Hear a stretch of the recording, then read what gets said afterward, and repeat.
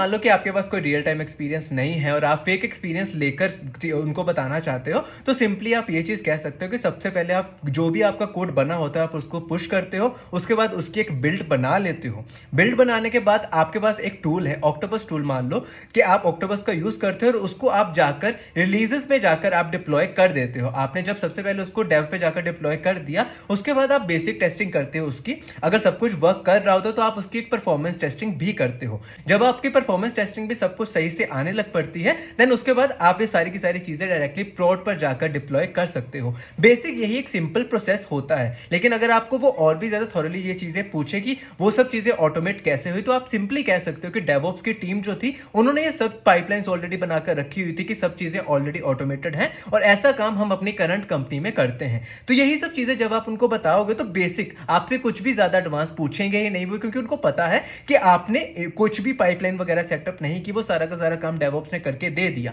लेकिन उसके अलावा भी अगर आपसे कुछ ज्यादा ही क्वेश्चंस पूछेंगे तो डायरेक्टली आप उसको मोल्ड कर सकते हो कि हाँ मेरे सीनियर्स हैं जो कि हेल्प कर देते हैं, लेकिन प्रोसेस सिर्फ इतना ही होता है तो मैं इतना प्रोसेस ही फॉलो करता हूं अपनी कंपनी में। तो ये बेसिक चीज आप उस दौरान बता सकते हो।